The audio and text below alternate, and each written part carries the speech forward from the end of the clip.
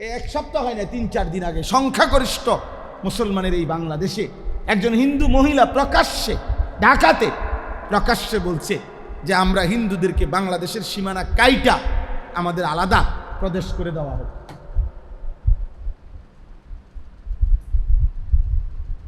আমাদের বাংলাদেশের আমরা যদি কোনো মুসলমান বলি এখন এই কথা, আমাকে কলজাটা খুলে লাগবে,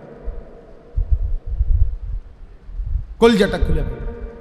48টা দেশের পতাকা লাগাইতে কোনো অসুবিধা হয় নাই, কিন্তু কালেমার পতাকা লাগাইছে 4 ঘন্টার ভিতরে নামাইয়া ফেলছে।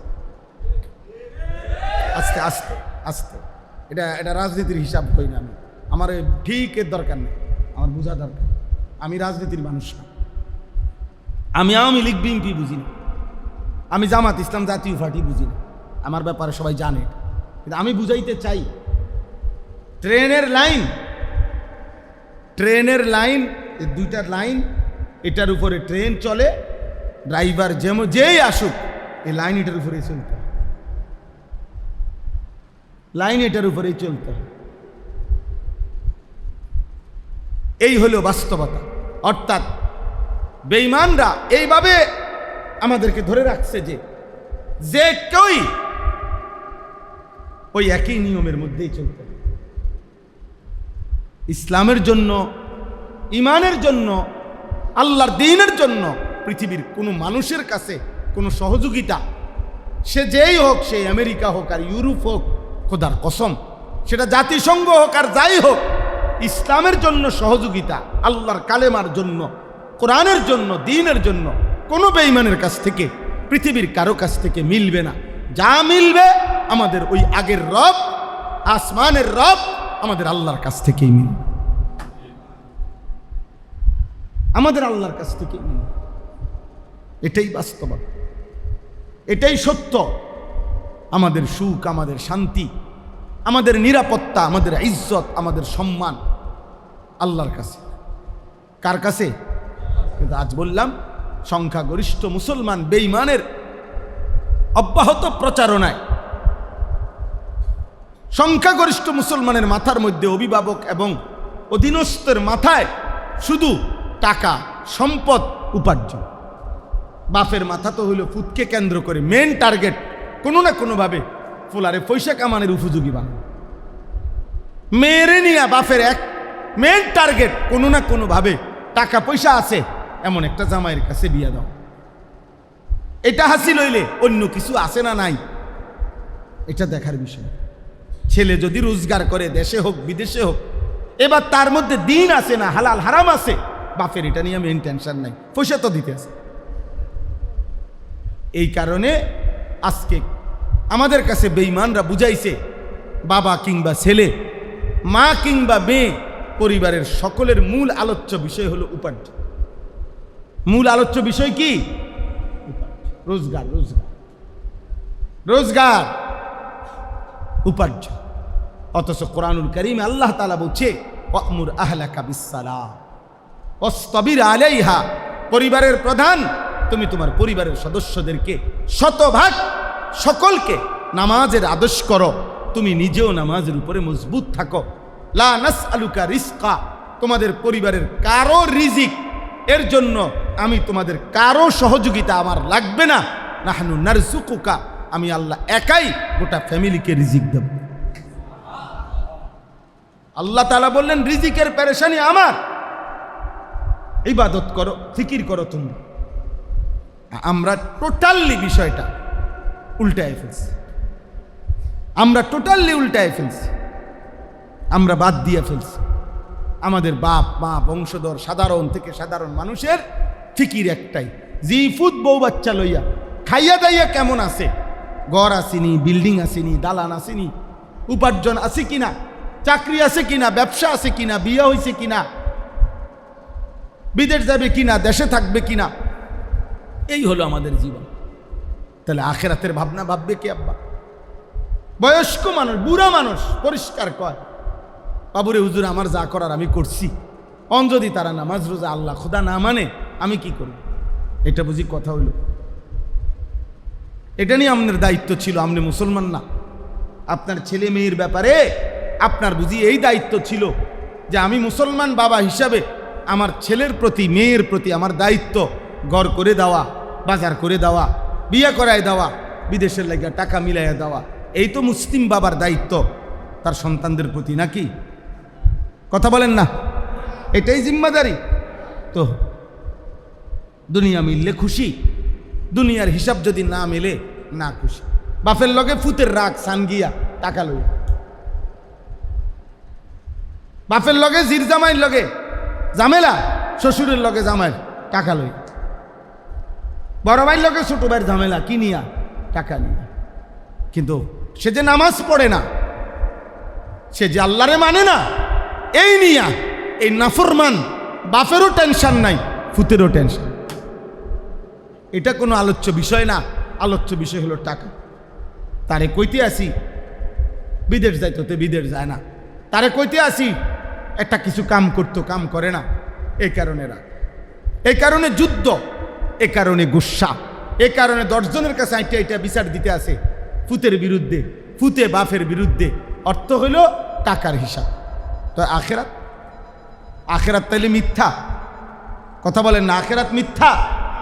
এই আমার কথা এটাই। আমি আপনাদের কাছে দেরি করছি না, আর অল্প একটু কথা। আপনারা শুধু এতটুকু বুঝেন যে প্রত্যেক বেঈমান, প্রত্যেক নাফরমান, প্রত্যেক পাপী তার কাছে দুনিয়াটাই আসল, নগদ প্রাপ্তি দুনিয়া, এটাই তার কাছে মূল। আর হাজারো পাপ নাফরমানির পরে যখন সে আল্লাহর আযাব আসে না তার উপরে দুনিয়াতে, সে মনে করে আসতো না, আসতো না। সুখের মধ্যে যখন ভাসতে থাকে তখন অহংকার আর গর্ব করে, উল্লাস আর ফুর্তি করে আল্লাহকে ভুলে যায়। দুঃখ আর পেরেশানির মধ্যে যদি পড়ে তাও হতাশ আর অস্থির হইয়া আল্লাহর নাফরমানি করে। অর্থাৎ দুঃখেও আল্লাহর কথা মনে পড়ে না, সুখেও আল্লাহর কথা কি করে না, মনে পড়ে। হসপিটালে দেখেন না, হসপিটালের রুগী আগামী সোমবার উনার অপারেশন হইব, উনারে কেবিন দিছে, কথার কথায় উনার অপারেশন মনে করেন আগামী সোমবার, উনারে কেবিন দিছে হসপিটালের ভিতরে, উনার অপারেশন, অথচ উনার কেবিনের মধ্যে উনি বসে বসে টেলিভিশন। ওমা, ওনাদের রুগীর অপারেশন চলতেছে, ওনাগো লোক যারা অপারেশন, ওনাগো রুগীর লোক তাগরে বসে এনে রিসিপশনে বসেন, এনে টেলিভিশন চলতে আছে, আপনারা নাচ গান দেখেন, রিপোর্ট রেডি হইতে আছে, আলটা করাইতে আছে, সিজার করাইতে আছে, বেডির জামাইরে কইছে আপনি বসে বসে টেলিভিশন। মানে দুঃখেও আল্লাহকে ভুলে আছে, সুখেও কাকে ভুলে আছে? নাফরমানের জিন্দিগি। আল্লাহ বলেন 3টা জীবন নাফরমানের। এক, আমি যদি কিছুদিন তাকে অবকাশ দেই পাপ আর নাফরমানি আর সীমা লঙ্ঘন করতে করতে, তবুও যদি আমি আযাবকে দেরি রাখি তো সে মনে করে আযাব আসবে না। সে কি আসবে না? আল্লাহ আমার দিকে কি, আমার উপরে কোনো মুসিবত আসবে না। আর 2 নাম্বার হলো, আমি যখন তাকে অনেক দিনের সুখের পরে কখনো দুঃখ মুসিবত দেই, সে হতাশ হয়ে পড়ে, আমি আল্লাহর নাফরমানি করে। আবার আমি যদি দুঃখের পরে আবার সুখ দেই, এবার কয় যাক ভাই বিশ্বাস করেন 15টা দিন বেশি একটা ঝামেলাতে ছিলাম, এই একটা ফ্যাঁসফুস লাগিয়ে গেছিল, হ্যাঁ মাইয়াটার সিজার, একেবারে ঘুমা ছিল না, আমার হুঁশ নাই, আজ যে কয়টা দিন, এখন যাক, এখন আর কোনো ঝামেলা নাই, সব সমাধান হয়েছে, সব সমাধান হয়েছে। কিন্তু 15 দিন আপনার সুখের আইসা পড়ছে, আবার মানে দুঃখ শেষ হয়েছে, তো আবার আগের মতো নাফরমান। সুখেও আল্লাহকে মনে নাই, দুঃখেও কাকে মনে নাই? আল্লাহকে মনে নাই। আর লাগাতার নাফরমানির পরেও যখন দেখে কোনো মুসিবত আসতেছে না, তো মনে করে আমার উপরে কি আসবে না, আযাব আসবে। আল্লাহ তাআলা বলেন এই সবগুলো হলো বেঈমানের আচরণ, নাফরমানের আচরণ। আর তার বিপরীতে আমার ইমানদার বান্দা সুখেও আমার হুকুমের উপরে সবর করে, দুঃখেও আমার হুকুমের উপরে সবর করে, সুখেও আমার আমল করতে থাকে, দুঃখেও আমার আমল করতে থাকে। আমি ওয়াদা দিলাম আমার এমন প্রিয় বান্দার জিন্দেগীর সব গুনাহ আমি মাফ করে দেব, আখিরাতের জান্নাত আমি তারে দিয়ে দেব। এই কথা শেষ, এই 4 আয়াতে এই কথা। এবার তর্জমা বলি, তাইলে কথা শেষ। এই 4টা আয়াতের বক্তব্য। প্রথম 3 আয়াত নাফরমানের বর্ণনা, শেষের আয়াতটা ঈমানদারের বর্ণনা। এইবার শুনেন, আমি বলি তাহলে বুঝবেন। ওয়ালা ইন আখারনা আনহুমুল আযাবা ইলা উম্মাতিম মা'দুদা ইলা আজালিম মা'দুদা। এখানে উম্মাহ শব্দের অর্থ হলো আজাল। আল্লাহ তাআলা বলেন নাফরমান আর পাপীর জীবন থেকে আমি আল্লাহ তাআলা যদি আযাবকে বিলম্বিত করি, ইলা উম্মাতিম মা'দুদা, একটি নির্দিষ্ট সময় পর্যন্ত আযাব আসবেই, বাকি হয়তো একটু দেরি করতেছি। কারণ আল্লাহ কোরআনে বলছে ইন্না আযাবা রাব্বিকা লাওয়াকি, তোমার রবের আযাব পাপের কারণে আসবেই আসবে। লাইসা লাহু মিন দাফি, সে আযাব কেউ ঠেকাইতে পারবে। আজ না হোক কাল, কাল না হোক পরশু, 10 বছর না হোক 70 বছর, 70 বছর না হোক 100 বছর, 100 বছর না হোক কবর, কবর না হোক হাসরের মাঠ, হাসরের মাঠ না হোক জাহান্নাম। বেঈমান, তোর আযাব তোকে ভোগ করতেই হবে। আল্লাহ তাআলা এটা ফায়সালা। ওয়ালাকিন হাক্কাল কাউলু মিন্নি লাআমলাআন্না জাহান্নামা মিনাল জিন্নাতি ওয়াল ইনস মিনাল ওয়ান নাসি মিনাল জিন্নাতি ওয়ান নাসি আজমাইন। ওয়ালাকিন হাক্কাল কাউলু মিন্নি, আল্লাহ বলেন আমার ফায়সালা লিখিত চূড়ান্ত হয়ে আছে যে আমি আল্লাহ সর্বশেষ হলেও পাপী নাফরমান জিন আর মানুষ দিয়ে জাহান্নাম আমি নিজে পূর্ণ করবই করব। চোর, ডাকাত, জুয়ারি, মদখোর, নেশাখোর, নারী লুবি, বেনামাজি, বেঈমান, আজ না হোক কাল তোকে এর প্রায়শ্চিত্ত করতে। এত রং বুঝছো না আব্বা? হ্যাঁ, এত রং বুঝছো না? মা কই, আমার মা দে কিছু কয় না, মা তোমারে ডরায়, তো বাবাই তো আমারে কই কিছু কয় না। পারে না ইয়ারি তোমার আব্বা, তোমার ডাকাইতের মতো চুল দেখা তোমার 16 বছর বয়সে তোমার বাপে ভয় পায়। বুঝে যে যেই জানোয়ার বানায় রাখছে চেহারা সুরত, এই জানোয়ারে ডাকে লাভ নাই, বাদ্যুকে খাইতে এসে ভাত খাওয়াই দেয়। সমাজের মুরব্বীরা, মানুষরা ভয় পায় যে যেই হিংস্র চেহারা, এই হিংস্র হাইওয়ানকে দায়িত্ব না, বাদ দাও, নষ্ট হয়ে যাক, হচ্ছে যাক। মানুষ, আমার খুব অবাক লাগে, একটা আম মিয়া ফসাদ থেকে বাঁচানোর জন্য মানুষ কত চেষ্টা করে, আর এই মানুষগুলো পচে যাচ্ছে, যুবকগুলো পচে যাচ্ছে, কারো কোনো মাথা ব্যথা নাই। এদেরকে কে ফিরাবে? চিন্তা করে দেখেন, একটা আম যাতে না পচে এটার জন্য কত কিছু, একটা মাছ যাতে না পচে কত অত্যাধুনিক ফ্রিজ, কত অত্যাধুনিক ফ্রিজিং ব্যবস্থা, কিন্তু নিজের সন্তান পচে যাচ্ছে, এই সমাজের যুবক পচে যাচ্ছে। আল্লাহ আমাদেরকে মাফ করেন। আল্লাহ বলেন লা ইয়াকুলুন্না মা ইয়াহবিসু, এই দেখেন তরজমা শুনেন তাইলে এই কথা শেষ। আল্লাহ তাআলা বলেন যখন আমি আল্লাহ ইচ্ছে করে নাফরমান আর পাপ সত্ত্বেও আযাবকে বিলম্বিত করি, তো বেঈমান আর নাফরমান বলতে থাকে, যাদের সামনে ঈমানদার আছে, যেমন নবী থাকলে নবীকে, ওলামা থাকলে ওলামাকে, বলতে থাকে মা ইয়াহবিসু, এই হুজুর, এই নবী, কিতা কই নাফরমানি তো করতে আসি, কই মা ইয়াহবিসু, তোমার আল্লাহর আযাব রে কি আটকায় রাখলো? আই না কা, এই তো এটা অর্থ, মা ইয়াহবিসুহু মা ইয়াহবিসুল আযাব, কো তোমার আল্লাহর আযাব কে আটকায় রাখলো? ওই দেয় না দি। আপনাদের শুনেন, আশ্চর্য শুনেন, ওই আপনারাও সবাই এটা জানেন, আবু লাহাবেরে আল্লাহ তাআলা কি বলছিল? তাব্বাত ইয়াদা আবি লাহাবিন ওয়া তাব্বা। এটা আপনারা পারেন না? এটার অর্থ কি?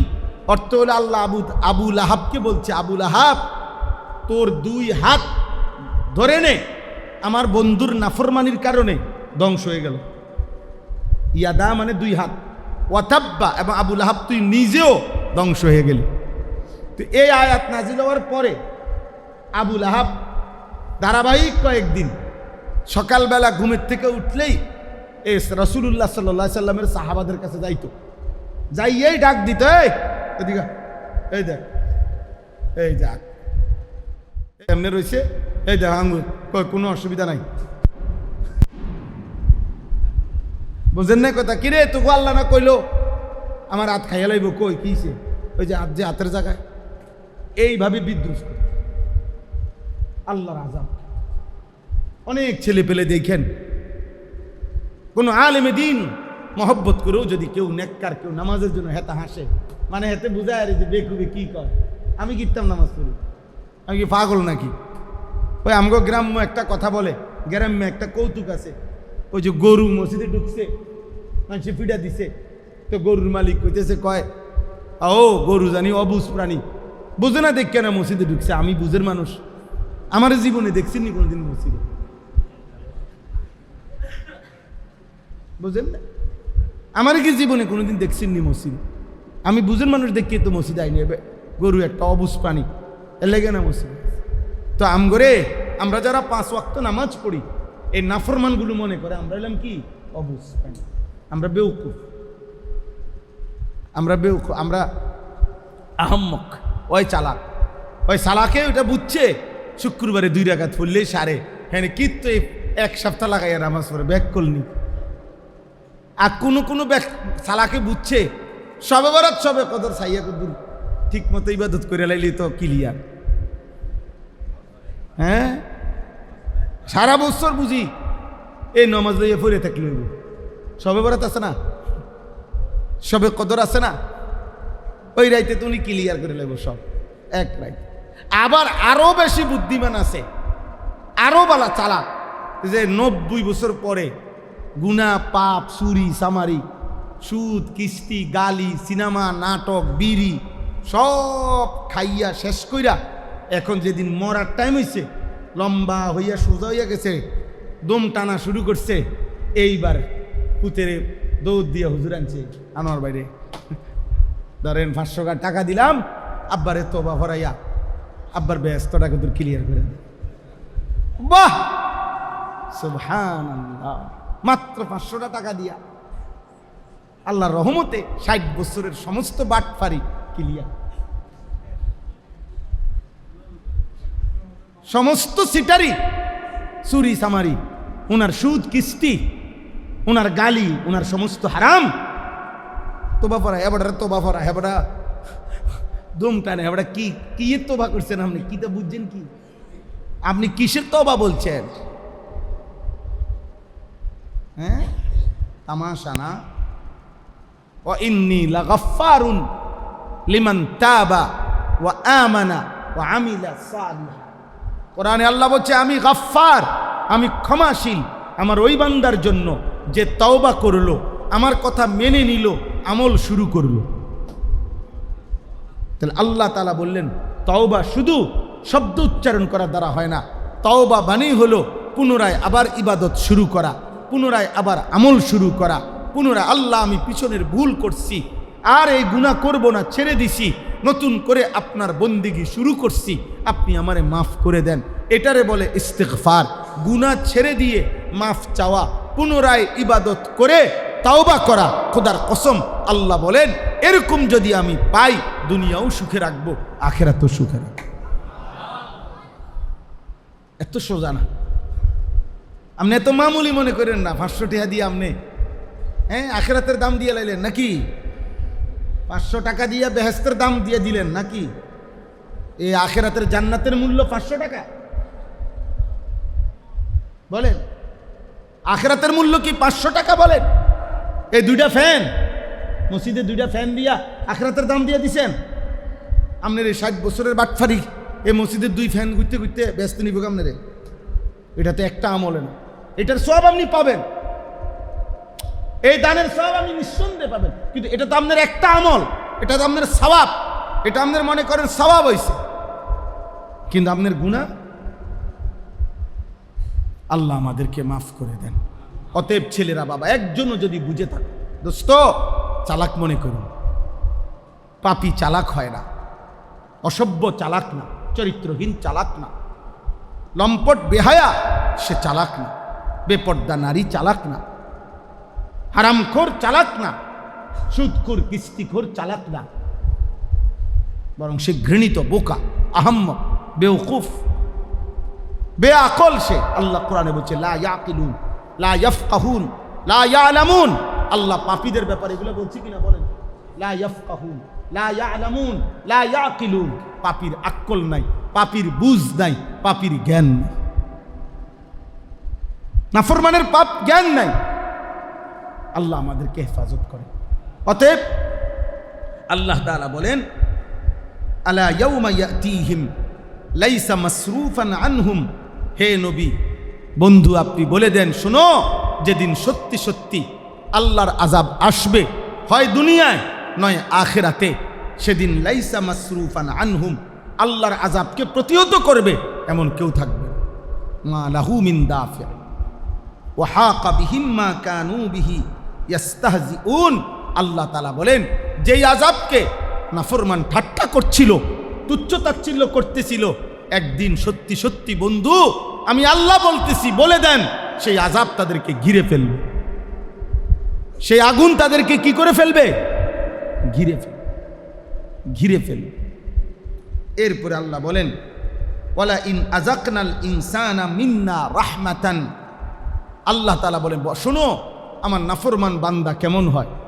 আমার নাফরমান বান্দা দীর্ঘদিন সুখ ভোগ করার পর আমি আল্লাহ তাআলা তার উপরে যে দয়া করতেছিলাম, সুস্থতা, যৌবন, সক্ষমতা, এগুলো যখন আমি কোনোদিন সুম্মা নাযা'না মিনহু, যদি কখনো তার থেকে ছিনিয়ে নেই কিছু সময়ের জন্য, সুস্থতা যদি সরায়ে ফেলি, নিরাপত্তা যদি সরায়ে ফেলি, ঠিকমতো সব কিছু যদি আমি তাদের থেকে সরিয়ে ফেলি, ইন্নাহু লায়াউসুম কাফুর, সাথে সাথে এই নাফরমান হতাশ হয়ে পড়ে, হাত পাও ছাইড়া দেয়, আর কাফুর, আমি আল্লাহর নাফরমানি করে।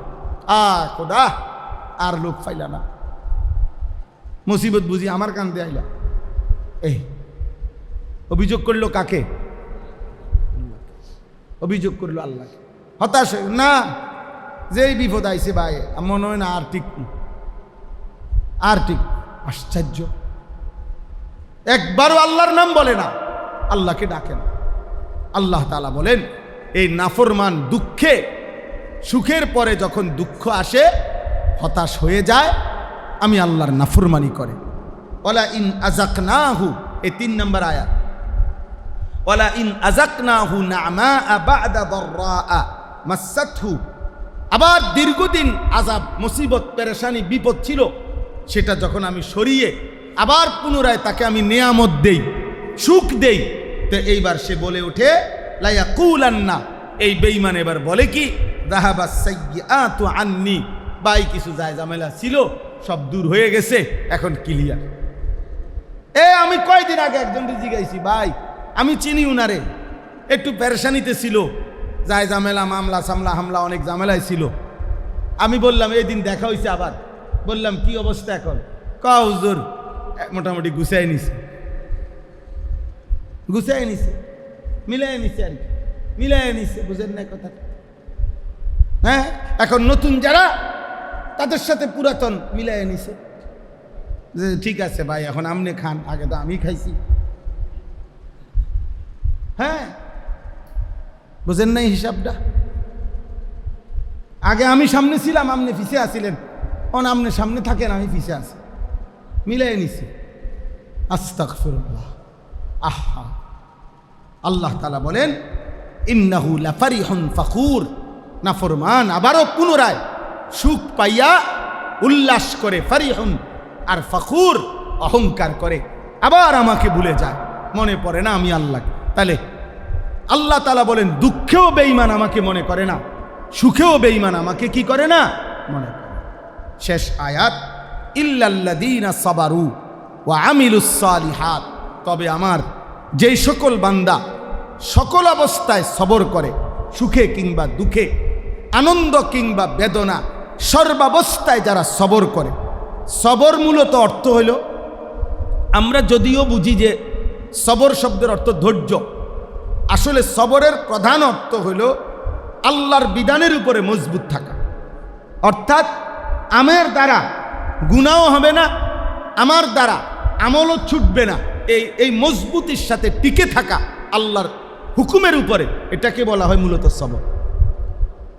ইনকিবাজুন নফস খাউফা ইরতিকাবিল কবিহ, গুনাহ আর পাপে লিপ্ত হওয়ার ভয়ে অন্তরকে সংকুচিত করে রাখা, হায়া বলে এটাকে, সবর বলে এটাকে, হায়া বলে।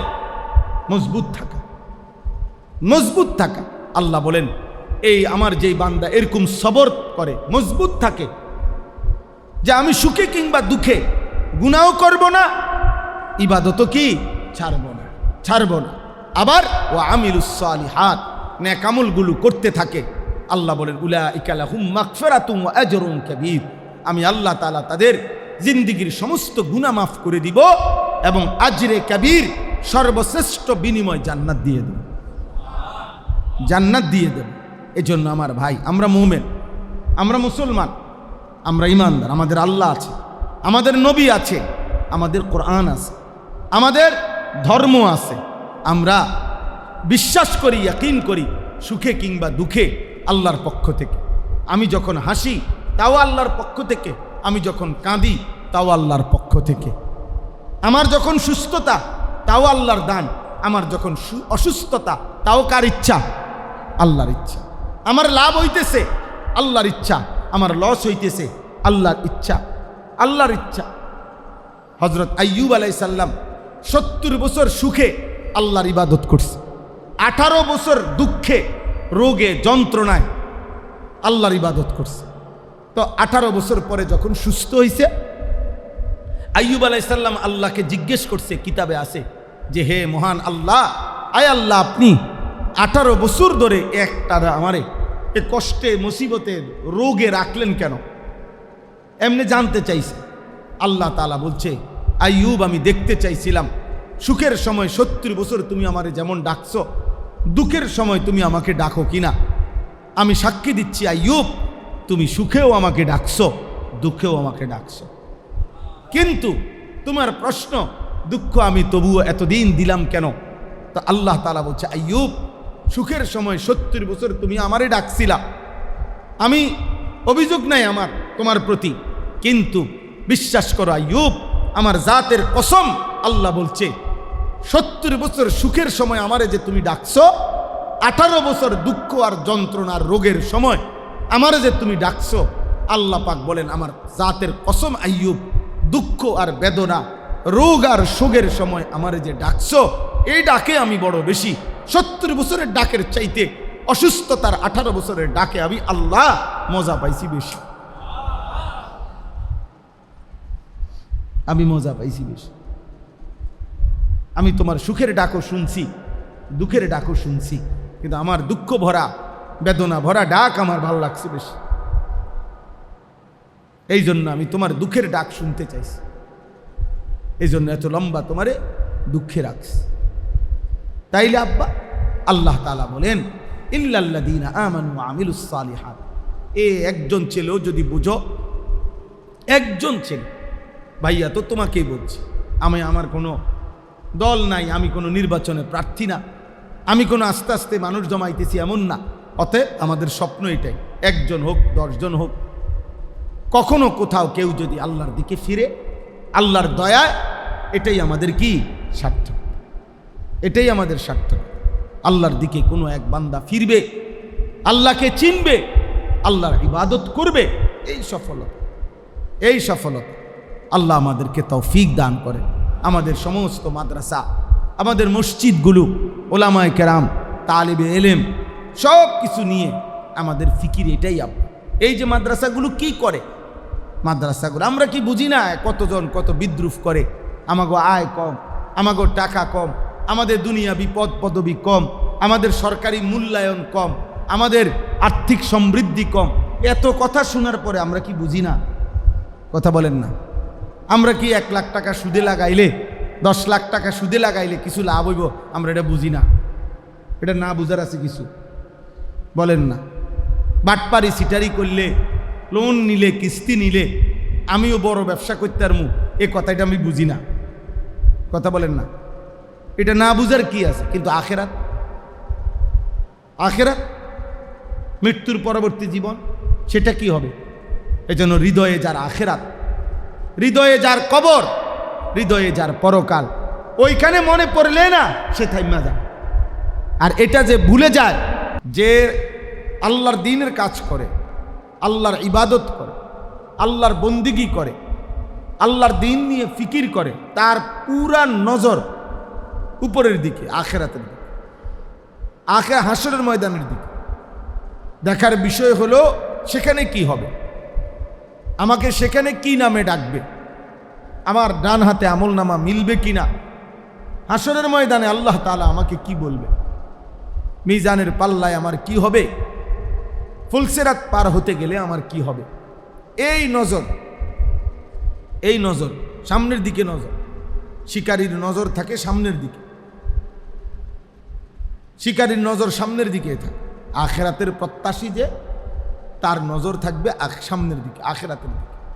আল্লাহ তাআলা আমাদেরকে তৌফিক দান করে। কোরআনুল কারীমের মধ্যে আল্লাহ তাআলা বলছেন, প্রত্যেক নেককার ঈমানদার আল্লাহর প্রিয় বান্দা যারা জীবনভর ঈমান আমল ইবাদতের উপরে ছিল, মৃত্যুর পূর্বেই আল্লাহর কুদরতে আল্লাহ পাকের একদল ফেরেশতা মালাকুল মউত আজরাইল আসার আগেই ওই ব্যক্তির কাছে চলে আসবে, এসে বলবে যে হে আল্লাহর বান্দা, দুনিয়ায় তুমি পরিবার বাচ্চা কাচ্চা যা রেখে যাচ্ছ, এদের ব্যাপারে তুমি কোনো চিন্তা করবা না। আর সামনে কবর থেকে নিয়ে যত ঘাটি আছে জান্নাত পর্যন্ত, কোনো ঘাটির ব্যাপারে তুমি কোনো ভয়ও করবা না। বরং আমরা এখনই তোমাকে দুনিয়ায় থাকতেই, জান কবজের পূর্ব মুহূর্তেই আমরা আল্লাহর পক্ষ থেকে তোমাকে জান্নাতের সুসংবাদ শুনায় দিলাম। এই তিনটা জিনিস নেককার বান্দার কাছে ফেরেশতা এসে বলে, ওই ছেলে তুমি তার হাত ছেড়ে দাও, এই বেটা ওর কাঁধে ছেড়ে দাও বেটা, আহাম্মক কোথাকার, এটা অসভ্যতা বেটা। অনেক ছেলে মনে করবেন এই যেই সমস্ত উপযুক্ত ছেলে 14, 15, 16 বছরের ছেলে পেলে একজন আরেকজনের জোরে জড়াইয়া ধরে, এরা অসভ্য, এর আখলাক ভালো না, মনে রাখবেন, বুঝেন নাই? এটা বদ আখলাক, এটা মহব্বত না, এটা শাহওয়াত, এটা অসভ্যতা। মানুষের কাছে বুঝাইছে এটা ভালোবাসা, মহব্বত না, এটা মহব্বত না, এটা অসভ্যতা, এটা নোংরাম। এজন্য বালেগ এক্ষেত্রে ফরহেজ করা উচিত। অনেক ছেলে পেলে বুঝে না এটা, মনে তামাশা যাদের জীবন, তাদের জীবনের কোনো কিছুর মধ্যে সৌন্দর্য নাই। অসভ্যতা যাদের জীবন, মনে রাখেন তার জীবনের কিছুতেই সুন্দর নেই, কোনো কিছুতে। গুনাহ যার জিন্দিগি, তার জীবনের কোনো কিছুর মধ্যে সৌন্দর্যতা নেই। পাপ যার জীবন, পাপীর জীবনের কোনো কিছুই সুন্দর হয়, কোনো কিছু। এবং পাপীর সবচেয়ে বড় লানত হইল, পাপীকে কোনো একক অবস্থার উপরে স্থির থাকতে দেয় না ইবলিস। কারণ সে তাকে সারাক্ষণ ঘুরায়, এক এক সময় এক এক রং, এক এক সময় এক এক ঢং, এক এক ঢং। আল্লাহ এবং তার রসুল থেকে বিচ্ছিন্ন মানে সে কেন্দ্র থেকে বিচ্ছিন্ন। সে কেন্দ্র থেকে যখন কেউ বিচ্ছিন্ন হয়ে যায়, এবার আর তার কোনো স্থিরতা হয় না। আমরা যখন সিদ্ধান্ত নিলাম আমি রাসূলুল্লাহ সাল্লাল্লাহু আলাইহি ওয়াসাল্লামের সুন্নাত মোতাবেক চুল, চেহারা, দাড়ি, কাপড়, পোশাক পরব, এবার গোটা পৃথিবী 800 কোটি মানুষও যদি ভিন্ন ভিন্ন মডেলের পোশাক পরে, কাপড় পরে, সাজে গুজে, আমার কিছু আসে যায় না। আমার টার্গেট, আমার কেন্দ্র আমার রাসূল সাল্লাল্লাহু আলাইহি ওয়াসাল্লাম। বুঝেন নাই? এবারটা সহজ। এবারে অন্য কি মনে করে, ভাল লাগে না কেরুম লাগে, এটা আমনে বুঝেন। আমার কেন্দ্র ঠিক আছে, আমার যে আমার নবী সাল্লাল্লাহু আলাইহি ওয়াসাল্লামই হচ্ছে আমার কি কেন্দ্র। কিন্তু ফাসেক যেগুলো আপনি দেখেন, আমি সবসময় এটা বলি, এই যে সমস্ত চুল্লা ফোলাফাই, এদের একক কোনো চুল আছে কিনা জিগা, বলে তুই আজকে 10 বছর ধরে একই মডেলের চুল রাখুনি, হ্যাঁ বলতে পারবে। বুঝেন না? একই মডেলের প্যান্ট পরো কিনা সে বলতে পারবে না। একই জামা পরো কিনা, গেঞ্জি পরো কিনা বলবে না। যখন যেটা তাল ওড়ে, যখন যেটা মার্কেট আয়, দোকানদারে কয় এটা চলছে, কাছে তো এটাই দেন। সেলুনের নাফিতে বলে এখন এই ডিজাইনটা আসছে নতুন, এটা দেখতে পারে, কয় হ্যাঁ এটা কাটে। তাইলে বেচারাকে ডিজাইন দেয় নাফিতে, বেচারাকে ডিজাইন দেয় দোকানদার। সিনেমার নর্তকী অ্যাডভার্টাইজের ব্যাড হইতে, ও ফুটবলের খেলোয়াড়, ক্রিকেটের খেলোয়াড়। বাহ, এই জন্য এটা দুর্ভাগ্য। সবসময় মনে রাখবা বাবা, ছেলেরা যাদেরকে তোমাদেরকে বললাম না, ফাসেক কখনো স্থির হইতে পারে না, পাপী কোনো নির্দিষ্ট পয়েন্টে স্থির হইতে পারে না, তার নির্দিষ্ট কোনো কি না স্থিরতা হয় না, সে এই ছন্ন ছাড়ার মতো ঘুরতে থাকে। আল্লাহ আমাদেরকে মাফ করে দেন। চলেন তো বলতেছিলাম, আল্লাহ তাআলা কোরআনুল কারীমের মধ্যে 25 জন নবী এবং রাসূলের নাম উল্লেখ করেছেন। তন্মধ্যে 5 জন এমন নবীর নাম আছে কোরআনে, যেই 5 জন নবী মানুষদেরকে আল্লাহর দিকে ফিরাবার জন্য, নিজের কওম, নিজের সম্প্রদায়কে আল্লাহর দিকে ফিরানোর জন্য কুফর, শিরিক, মূর্তি পূজা, জুলুম, অন্যায়, অনাচার, পাপ, অশ্লীলতা, গুনাহ থেকে ফিরাইবার জন্য জান প্রাণ আপ্রাণ চেষ্টা করছেন। কিন্তু বদনসিব কওম, দুর্ভাগা জাতি, প্রতিনিয়ত আল্লাহর নাফরমানি, শিরিক, কুফর, পাপ এর সীমা লঙ্ঘন করছে। অর্থাৎ নবী যতই ডাকছে ততই তারা আল্লাহর থেকে দূরেই সরছে, পাপের সীমা অতিক্রম করে ফেলছে। ফলে আল্লাহ তাআলা ওই 5 জন নবীকে, উনাদের যে কওম, এই 5 জন নবীর সম্প্রদায়, জাতিকে আল্লাহ তাআলা চিরতরে একেবারে গোষ্ঠী শুদ্ধা ধ্বংস করে দিছে আল্লাহর আযাব দিয়ে। একদিন আল্লাহর আযাব আসছে, ওই আযাবে এই 5 জন নবীর কওম, কোরআনে যাদের বর্ণনা বিস্তারিত আল্লাহ উল্লেখ করছেন, যাদের কওমকে আল্লাহ তাআলা একেবারে আযাব দিয়া শেষ করে দিছে। ছোট বড়, নাবালক সাবালক, কোলের বাচ্চা, পেটের বাচ্চা, দুধের বাচ্চা, জওয়ান, বুড়া, নারী, পুরুষ, একদম শেষ করে দিছে আল্লাহ তাআলা। এরকম 5 জন নবীর ঘটনা কোরআনুল কারীমে আছে। সেই 5 জন নবী হলো নূহ আলাইহিস সালাম, 2 নম্বরে হলো হুদ আলাইহিস সালাম, 3 নম্বর হলো সালেহ আলাইহিস সালাম, 4 নম্বর হলো লূত আলাইহিস সালাম, 5 নম্বর হলো শুআইব আলাইহিস সালাম। এই 5 জন নবী, যাদের কওম আল্লাহর এই জমিনে সবচেয়ে বেশি পাপের, নাফরমানির, গুনার, অবাধ্যতার সীমা লঙ্ঘন করছে। ফলে আল্লাহ তাআলা এই 5 জন নবীর জাতিকে একেবারেই ধ্বংস করে দিয়েছে। নূহ আলাইহিস সালামের কওমকে আল্লাহ তাআলা পানি দিয়ে শেষ করে দিয়েছে। হুদ আলাইহিস সালামের কওমকে আল্লাহ তাআলা ঘূর্ণিঝড় দিয়ে শেষ করে দিয়েছে। সালেহ আলাইহিস সালামের কওমকে আল্লাহ তাআলা একজন ফেরেশতার বিকট চিৎকার দিয়ে, মানে একজন ফেরেশতা চিৎকার দিছে, আওয়াজ, এক চিৎকারে কান ফাইটা পুরা জাতি মরে গেছে। লূত আলাইহিস সালামের জাতিকে আল্লাহ তাআলা জীবন্ত, ঘুমন্ত পুরা জাতি, ঘর বাড়ি, আসবাবপত্র, মানুষ, গরু, ছাগল, পুরা কওম সাতবক জমিনের মাটি উল্টাইয়া জমিনে দাফন করে দিছে। শুআইব আলাইহিস সালামের জাতি ওই সালেহ আলাইহিস সালামের কওমের মতো ফেরেশতার বিকট চিৎকার দিয়ে রাত গভীরে, ফজরের পূর্ব মুহূর্তে আল্লাহর আযাব, কান ফাইটা সব মরে গেছে। তো প্রত্যেক নবী, এই 5 জন নবীর ঘটনা কোরআনুল কারীমের মধ্যে বহু সূরার মধ্যে আছে। তন্মধ্যে সবচেয়ে বিস্তারিত আযাবের বর্ণনা এই সূরার মধ্যে, সূরা হুদ। এই 11 নম্বর সূরা। এজন্য কুরআনুল কারীমের মধ্যে সবচেয়ে বেশি আযাবের বর্ণনা কোন সূরায়? সূরা হুদের মধ্যে, সূরা হুদ। এই সূরা পড়লে কলিজা কাঁপ দিয়া ওঠে।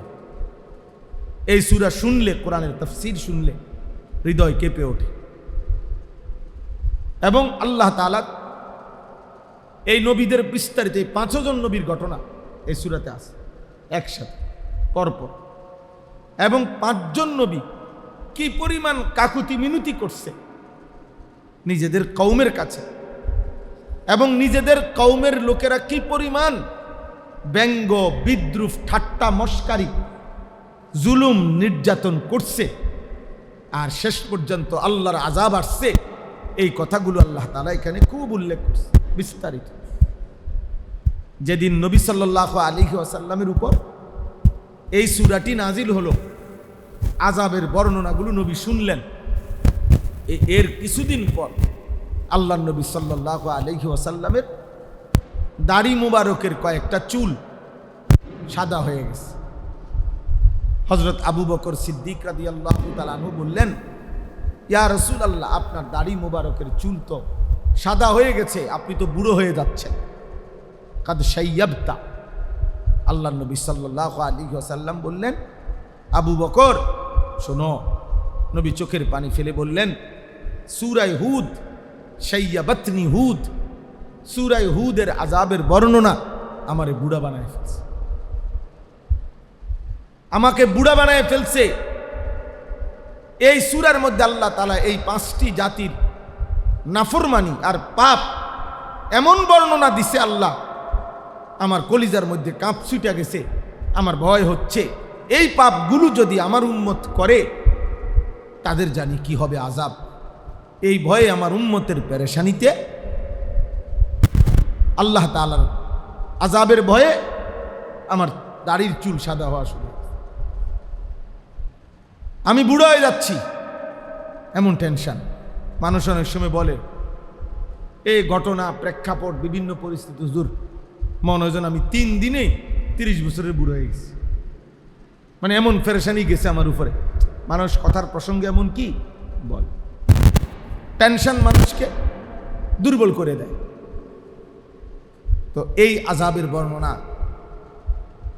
ওনাদের আযাব ছিল, আরে পাপ ছিল, এই 5টি জাতির লম্বা বিস্তারিত বর্ণনা করার সুযোগ নাই।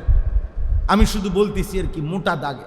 একজনও যদি বুঝে, একটা ছেলেও যদি বুঝে, একজন বাবাও যদি বুঝে, আমরা সব সময় আজকে 22 বছর আলহামদুলিল্লাহ এই ওয়াজের ময়দানে কোনো দিনও এই আশা করি না যে কয়জন বদলাইলো, কয়জন কি হলো, এটা আমার হিসাব না। আমার হিসাব হলো বলে যাও, আমার জিম্মাদারি বলতে থাকা, চেষ্টা করতে থাকা, বলতে থাকা, যখন যেমনে যেভাবে সুযোগ পাই বলতে থাকা, 1 জন 10 জন 1000 জন, এটা কোনো বিষয় না। তো দেখেন এই 5টা জাতি যাদেরকে আল্লাহ তাআলা আযাব দিয়ে চিরতরে ধ্বংস করে দিছে, এদের মূল পাপ ছিল 3 ধারায়। 1 নম্বর, তারা প্রত্যেকেই শিরিক করত। কি করত? শিরিক। এই 5টা কওম। 2 নম্বর, তাদের অন্যতম দ্বিতীয় পাপ ছিল উপার্জনের মধ্যে হারাম রোজগার করত। 3 নম্বর, তাদের লজ্জাস্থানের চাহিদা পূরণের ক্ষেত্রে হারাম করত। হারামভাবে লজ্জাস্থানের চাহিদা পূরণ করত, হারামভাবে উপার্জন করত, আর কি করত? এই 3টা পাপ এতটাই জঘন্য যে প্রতিবারই যখন করছে সীমা লঙ্ঘন, আল্লাহ তাআলা আযাব দিয়ে শেষ করে দিয়েছে। আজকে এই জন্য প্রতিনিয়ত আমি সারা দিন রাত, আমি আজকে ফজরের পরও বয়ান করছি কুমিল্লা ইউনিভার্সিটির ছাত্রদের কাছে, কুমিল্লা কোটবাড়ি, বাদ ফজর 2 ঘন্টার মতো, 2.25 ঘন্টার মতো বয়ান করছি। ফজর ক্যাম্পেইনের আমাদের কাজ করছে। ফজরের নামাজের জন্য মুসল্লি বাড়াবার চেষ্টা, ফিকির একটাই, এই যে আমাদের ছেলেগুলোরে কোনো না কোনোভাবে কাউরে বুঝানো যে আব্বা তুমি যা করতেছো লজ্জাস্থানের চাহিদার জন্য, এই নারী, ছবি, অশ্লীল, অসভ্যতা, বেহায়াপনা, হারাম প্রেম, হারাম আড্ডা, ছেলে ছেলে অপকর্ম, ছেলে মেয়ে অপকর্ম, নিজের হাত নিজের লজ্জাস্থানে অপকর্ম, রাতভর উলঙ্গ ছবি দেখা, দিনভর নর্তকী দেখা, মানে এই সবটা বিষয় তার একটাই, তার লজ্জাস্থানের হারাম চাহিদা কি পূরণ, তার হারাম যৌন চাহিদা পূরণ। আহা, এই জানোয়ার তো ধীরে ধীরে, এই নিকৃষ্ট হাইওয়ান তো মানুষ থেকে জানোয়ারে রূপান্তরিত হচ্ছে, আর একদিন তো তার দুনিয়া আখেরাত ধ্বংস হয়ে যাবে, একদিন তো ধ্বংস হয়ে যাবে তার দুনিয়া আখেরাত। হারাম যৌন চাহিদা, এই নারী ছবি, এই জিনা ব্যভিচারের আকাঙ্ক্ষা, ছোট ছোট বাচ্চা 12 বছর, 14 বছর, 15, 16 বছর, 18 বছর, এদের এই বয়সী অসংখ্য ছেলে মেয়ে ব্যভিচারী, হারাম গুনায় লিপ্ত, হারাম গুনায় লিপ্ত। নাহলে এত কম বয়সী, আপনি বলেন, এত কম বয়সী ছেলে মোবাইলের জন্য এরকম পাগল কেন? একটাই কারণ, নারী। অপরিপক্ক বয়স, কোনো চাকরি না এটার মধ্যে, উপার্জনের কিছু না, তার কোনো ব্যবসা না, তার কোনো পড়ালেখার কাজ না, কিন্তু এমনিতে শুধু সারাক্ষণ মোবাইল ব্যবহার করতে পাগল যত ছেলে যত মেয়ে, একটাই কারণ, তার লজ্জাস্থানের চাহিদা। আপনি পরীক্ষা করে দেখেন, খোঁজ নিয়ে দেখেন, একটা সপ্তাহ পরীক্ষামূলক, আপনি 1 সপ্তাহ শুধু পরীক্ষামূলক, তাইলে সমস্ত নারীর ছবি বড় মোবাইল থেকে ডিলিট করে দেওয়া হোক, যেই কোনোভাবেই ডিকলে, যে কোনো অপশনে গেলেই নারীর কোনো কি আসে না, ছবি আসে না, এরকম 1 সপ্তাহ থাকুক, দেখবেন আপনি 1 সপ্তাহের মাথায় দেখবেন লক্ষ লক্ষ বড় মোবাইল রাস্তাঘাটে পড়ে গেছে, অথবা কেউ এগুলা দিয়া বাঙ্গারি মালের কাছে চালাইতেছে, কাম নাই তো এটা দিয়া, অসভ্যতাই নাই তো, এটা দরকার কি?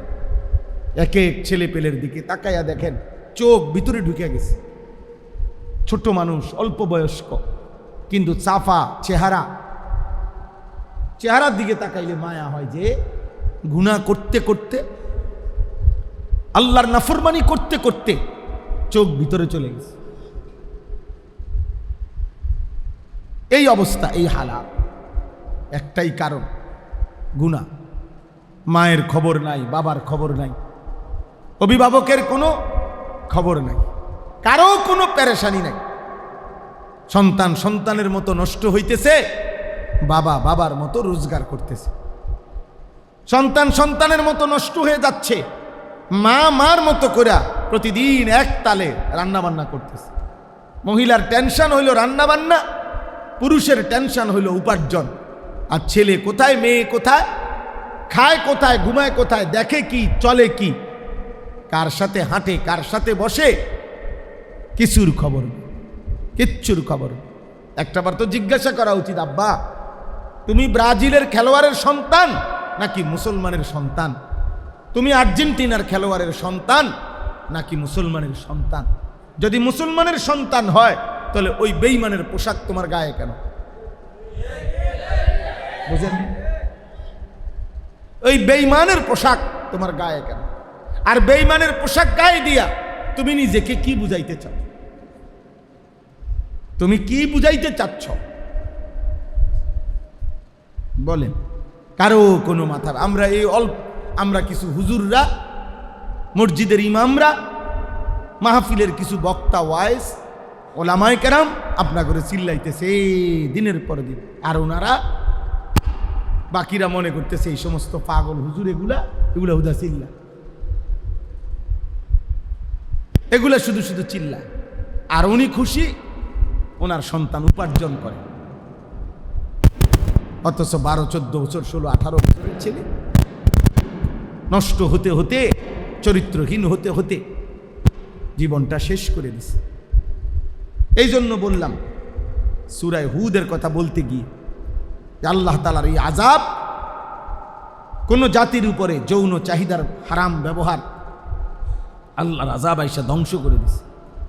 কোন জাতি হারাম উপার্জন করত, শুআইব আলাইহিস সালামের কওমকে আল্লাহর নবী শুআইব দিবানিশি বলছে লা তানকুসুল মিকিয়াল,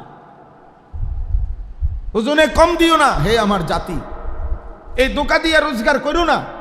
ওরা শুনে নাই, ওরা শুনে নাই। জুলুম করো না মানুষের উপরে, অন্যায় উপার্জন করো না, হারাম রোজগার করো না, এই বেঈমানরা শুনে নাই। ফলে মনে রাখবেন, যেমন ধরেন একটা কথা বুঝতে হবে, ছেলেরা বাবা তোমাদেরকে বুঝাই, একটা ছোট্ট উদাহরণ দিলে বুঝবে। নূহ আলাইহিস সালামের কওম 950 বছর পরে ধ্বংস হয়েছে। 950 বছর পরে কি হয়েছে? এর মানে কিন্তু এই না মনে করেন এই 50 জন মানুষ নূহ আলাইহিস সালামের কওম, এটা উদাহরণ দিলাম। তো এই 50 জনই 950 বছর ধরে রয়েছে এটা না। নূহ আলাইহিস সালামই শুধু 1000 বছর, 950 বছর, এটা নূহ আলাইহিস সালামের হায়াত মুজিজা। কিন্তু ওনার কওমের বাকি লোকরা কিন্তু এত লম্বা হায়াতের অধিকারী ছিল না, এটাই বিশুদ্ধ কথা তাফসীর। ওরা ওদের স্বাভাবিক গতিতেই মারা গেছে। তো মনে করেন 950 বছর আগের থেকে পূর্বপুরুষ নাফরমানি করে আসতেছে এবং প্রত্যেক পূর্বপুরুষ তার পরবর্তী জেনারেশনকে নাফরমানির উপরেই রাইখা গেছে। এই বেটারা আবার এগো পরের ওয়ালা করে নাফরমানির উপরেই রাইখা গেছে। এইভাবে নাফরমানি করতে করতে ওই 950 বছর পরে আইসা যেই প্রজন্মটা, যেই জেনারেশনটা, ওদেরকে আল্লাহ তাআলা পানি দিয়া ডুবাইয়া একেবারে শেষ করে দিছে। কিন্তু পাপ চলতেছে কিন্তু 950 বছর থেকে। ওর আগের হয়তো এর আগের পুরুষরা 7 পুরুষ হয়তো, এই মনে করেন এই ফ্যামিলির আজ থেকে 300 বছর আগে হয়তো একজন, তো উনি ছিল সুদখোর, উনি ছিল জিনাকার, উনি ছিল জুয়ারি। হতে পারে তার কোনো অসুবিধা হয় নাই, হতে পারে তারপরে তার ছেলের কোনো অসুবিধা হয় নাই, হতে পারে তার ছেলের কোনো অসুবিধা হয় নাই, কিন্তু প্রত্যেকেই একই পাপ। ওই বাপের ব্যবসা ফুতে করে, অনফুতের ব্যবসা কেডা করে, নাতিয়ে করে, হারামের ব্যবসা, সুদের ব্যবসা, সিটারির ব্যবসা। ওই বাপে যেমন ছিল নারী লুবি, ওই পুতো এই চরিত্রের গেছে, নাতিও এই চরিত্রের গেছে। কিন্তু ফুতের আমলেও আযাব আসে নাই, বাপের আমলেও আযাব আসে নাই, নাতির আমলেও আযাব আসে নাই। এই কারণে নাফরমান কওম, নাফরমান মানুষ মনে করে আযাব আসবে না, আযাব আসবে না। কই আযাব? কি আযাব? কই আমার দাদাই তো সুন্দর মরল, আমার বাপেও তো সুন্দর মরল, বাটফারি করতে করতে তো আমার আব্বা মরল, কোনো অসুবিধা হয়েছে না। সিটারি করতে করতে তো আমার দাদাই মরল, আমার দাদাও তো শুনছি সুদ ঘোরা ছিল, কোনো অসুবিধা হয় নাই। আমার বাপও তো শুনছি সুদ ঘুষখোরা ছিল, কোনো অসুবিধা না হয়। আল্লাহ তাআলা বলেন, আমি যে আযাব দিতে একটু দেরি করতেছি, আমি যে আযাব দিতে একটু কি করছি, দেরি করতেছি, আমার এই দয়াটাকে এই বেঈমানরা মনে করতেছে বিদ্রুপের কারণ আযাব আসবে না। কই কিসের আযাব? আল্লাহ তাআলা বলে না, এদেরই চলমান পাপ চলতে থাকলে একদিন একটি জেনারেশনের সামনে আইসা হঠাৎ আমার আযাব আসবে, সেদিন তারা ভেবাচাকা খায় যাবে। সেদিন তারা আর ঘুরে দাঁড়াবার, ফিরে দাঁড়াবার, আফসোস করবার, তওবা করবার আর সুযোগ মিলবে না। যেদিন ঘুমন্ত জাতিকে আল্লাহর আযাব আসছে, তো অগরে তো ঘুমের তো কেউ উড়ায় না। বুঝেন নাই কথা? ফেরেশতা যখন আইসা চিৎকার দিছে তখন ঘুমন্ত ছিল, তাহলে এই মানুষগুলোকে তো ঘুম থেকে জাগার সুযোগ আল্লাহ দেয় না, ঘুম থেকে জাগার সুযোগ। এই জন্য আব্বা তোমরা মনে রাখো, তোমাদের এই পাপ হতে পারে এর প্রায়শ্চিত্ত করতে হবে 50 বছর পরে, 70 বছর পরে, হতে পারে 100 বছর পরের জেনারেশন। কিন্তু যেদিন আল্লাহর আযাব আসে সেদিন কিন্তু কেউ টিকবে না। এই জন্য আমরা এটা নিয়ে পেরেশানি করি। শুধু গল্প বললাম, কাহিনী বললাম, এটা তো আমিও বুঝি, কিচ্ছা কাহিনী বললাম, কিন্তু আমি এই অস্থিরতাটা করি বেশি এই কারণে আমার খুব ভয় হয়। একেবারে চোখে পড়ার মতো। মানে বর্তমান হালাতটা হলো আমাদের 16, 17, 18, 20, 25 বছরের ছেলেপেলেগুলো চোখে পড়ার মতো, মানে একটা উল্লেখযোগ্য। একটা মহল্লায় যদি 50টা এক বয়সী ছেলে হয়, তা এর মধ্যে দেখা যাবে নাফরমানির মধ্যে, সীমালঙ্ঘন পাপের মধ্যে ডুবে আছে 45 জন। 45 জন। তাহলে একটা উল্লেখযোগ্য বৃহৎ অংশ যদি একটি জেনারেশন পাপে লিপ্ত থাকে, তো আল্লাহর আযাব আসতে আর কত দিন? পরশুদিন আপনার না, শনিবার দিন, এই শনিবার ফজরের সময় আমি আমার শায়েখ আল্লামা মুফতি মুশতাকুন নবী কাসিমি, আমরা দুইজনেই এক জায়গায় গেছি মাহফিলে, এক জেলায়। তো মাহফিলে যাওয়ার পথে ফজরের ওয়াক্ত হয়েছে। একই জায়গায় আমরা রাস্তার পাশে আপনার ফজরের নামাজ পড়ার জন্য দুটো গাড়ি থামাইছি। আমার গাড়ি আমরা 3 জন, হুজুরের গাড়িতে আমরা 3 জন, 6 জন মানুষ। আমরা 2 গাড়ির থেকে নামছি। আপনি আশ্চর্য হবেন, এই কোরআন হাতে ধরে বললাম, আল্লাহর কসম। ওই মসজিদে ঢুকে দেখি জামাত শুরু হয়ে গেছে। একজন ছেলে, একটা কালো প্যান্ট পরা এই ছেলেটা ইমামতি করতেছে, আর এর পিছনে খোদার কসম শুধু একটা ছেলে দাঁড়ানো, এই শুধু এই 2টা মানুষ ছাড়া আর একজন লোক মসজিদে। এই শনিবার বলেন। পরে আমরা উজু ইস্তেঞ্জা করে আমরা 6 জন জামাত করলাম। এরপরে ছেলেরে ডাকলাম, জিগাইলাম, তো মসজিদের নাম দেখলাম, তো 3 মৌজার মসজিদ বলতেছে সে, 3 গ্রামের না। আগের দিন মৌজা কয়েক গ্রাম মিললে 1 মৌজা, 3 মৌজার মসজিদ এটা। তাহলে 3 মৌজায় যদি 3টা করে 9টা গ্রাম হয়, 2টা করে 6টা গ্রামও হয়, তাহলে বলেন 4টা গ্রাম বা 5টা গ্রামের মসজিদ যদি হয় এইটা জামে মসজিদ, তো এই গ্রামের বুড়াগুলো কোথায়, জওয়ানগুলো কোথায়, নামাজি কোথায়? তাহলে যে জাতির 5 গ্রামে 10 গ্রামে মিলাইয়াও যদি 2 জন মুসল্লি হয় ফজরের ওয়াক্তে, তো সেই জাতির পতন, ধ্বংস, আল্লাহর আযাব কাছায় গেছে। আযাব কাছায় গেছে।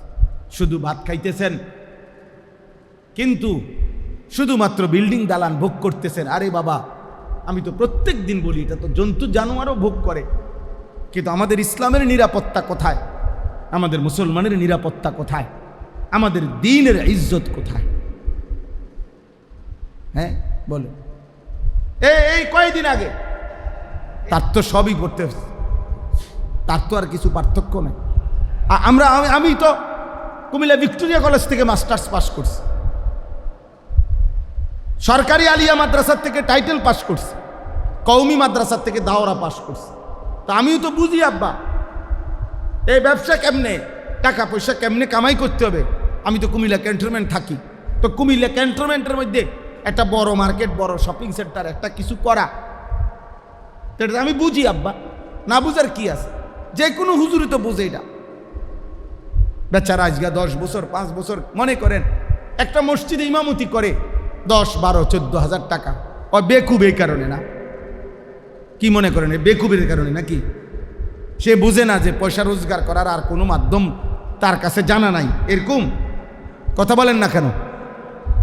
সে পারবে না ব্যবসা করতে। একটা অটো ড্রাইভার যদি মাসে 30,000 টাকা, সিএনজি ড্রাইভার কামাইতে পারে, একটা মারুতিওয়ালা যদি মাসে 1 লাখ টাকা কামাই করতে পারে, এ হুজুর পারতো না? এ বুঝতো না নাকি এটা? তাহলে বুঝবে না, কিন্তু সে বুঝে আমি খাইয়া না খাইয়া আমার আল্লাহর দ্বীনের খেদমত করতে হবে, আল্লাহর বান্দাদেরকে দ্বীন শিখাইতে হবে। কোরআন আমাদের এই যে সাদুল্লাহ, হাফেজ মাওলানা সাদুল্লাহ ভাই, আজ কত বছর এই মাদ্রাসায়, আলহামদুলিল্লাহ, যথেষ্ট বুদ্ধিমান বিচক্ষণ ছেলে। আমি তো জানি ব্যক্তিগতভাবে, তাকে চিনি। তাইলে এই সমস্ত নওজোয়ান আলেম, এই যে মাওলানা নওজোয়ান, তো এই সমস্ত নওজোয়ান আলেম উপার্জনের জন্য অন্য কিছু করতে পারবে না, কথা বলেন না আপনারা? তো আল্লাহর দিকে চাইয়া, আখিরাতের দিকে তাকায়া মুসলমানের সন্তানকে দিন শিখানোর জন্য পড়ে আছে। আপনাদের এটা বোঝা উচিত। এই জন্য আপনাদের কাছে অনুরোধ, সব সময় মসজিদ, মাদ্রাসা, দিনই পড়ালেখা যেখানে হয়, কোরআন সুন্নাহর ইলম শিখা হয়, আপনাদের ঈমানের দাবি এটা, আপনারা এর পক্ষে থাকা উচিত। বলেন ইনশাআল্লাহ, বলেন ইনশাআল্লাহ। আমরা স্পষ্ট কিতাবে বলছি, মান আযযামাহুম আযযামাল্লাহু তাআলা ওয়া রাসূলা, আযযামাল্লাহ ওয়া রাসূলা, ওয়া মান আহানাহুম আহানাল্লাহ ওয়া রাসূলা। যে ব্যক্তি কোনো আলেমে দ্বীনকে সম্মান করে, সে আল্লাহ এবং রসুলকে সম্মান করে। যে ব্যক্তি কোনো আলেমে দ্বীনকে অপমান করে, সে আল্লাহ এবং রসুলকে অপমান করে। এই জন্য আব্বা, এই রসুল্লাবাদ, এই খালেকিয়া হাফিজিয়া মাদ্রাসা আপনাদের কাছেও আমানত। আপনাদের সহযোগিতা, আপনাদের দান, আপনাদের ভালোবাসা মাদ্রাসার জন্য জরুরি। মাদ্রাসার তালিব ইলম আপনাদেরই সন্তান। আপনার ছেলে হোক আর আরেকজনের হোক, মুসলমানের সন্তান। আপনাদের উচিত তাদের জন্য কিছু কিছু দান, সাদাকা করা। তো আমি 2-3 মিনিট সময় এক্ষুনি দোয়া করে দিচ্ছি। এই 2-4 মিনিট সময় আপনাদের কাছে অনুরোধ, আপনারা মেহেরবানি করে মাদ্রাসার জন্য কিছু চাউল দরকার।